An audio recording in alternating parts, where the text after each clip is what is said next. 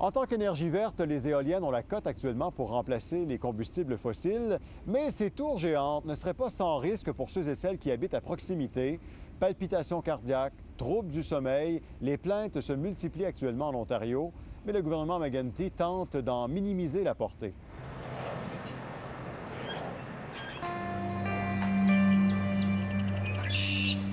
Right today, it sounds like a 747 overhead. Sometimes it sounds like, En ce moment, le bruit ressemble à celui d'un avion à réaction. Des fois, c'est comme une caravane de semi-remorque.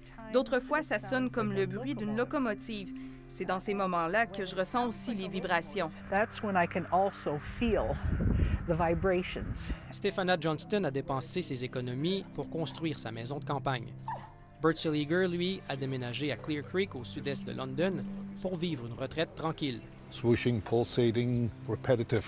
On entend un sifflement, une pulsation répétitive, comme une vibration. C'est très intrusif. And it's very intrusive. Mais il y a 2 ans, un parc d'éoliennes industrielles a été construit à moins de 600 mètres de leur maison. Le bruit trouble leur paix champêtre, mais aussi leur cause des problèmes de santé. Feeling of pressure in the head. Je ressens une pression dans ma tête, un bourdonnement dans mon cerveau. Parfois, je me réveille dans la nuit et c'est comme si mes organes internes frémissaient. J'ai des palpitations cardiaques. And sometimes my heart is palpating. I feel pressure in the ears. And then every once in a while I get a headache, an unusual headache, which... Mes oreilles sont bouchées, parfois j'ai des maux de tête, ce qui ne m'arrivait jamais avant. J'ai aussi des troubles du sommeil. And sleep disturbance. Getting up. Je me réveillais le matin sans me sentir reposée. J'étais constamment épuisée. Extremely exhausted. La seule place où elle peut trouver le sommeil, c'est dans la maison mobile de son fils, à 25 minutes de route des éoliennes. It's not the way I had planned my life. Des documents obtenus par Radio-Canada grâce à la loi d'accès à l'information démontrent que Bert et Stephana ne sont pas les seuls à se plaindre. En 2 ans, en Ontario, plus de 750 plaintes ont été déposées au sujet des parcs éoliens. Le tiers des plaignants rapportent des effets nocifs sur leur santé. Le ministre de l'Environnement est au courant des plaintes, mais il en minimise la portée. Les appels proviennent d'un groupe de 50 personnes qui se plaignent à répétition. Il y a aujourd'hui 800 éoliennes en Ontario, donc 90% des projets ne sont pas problématiques.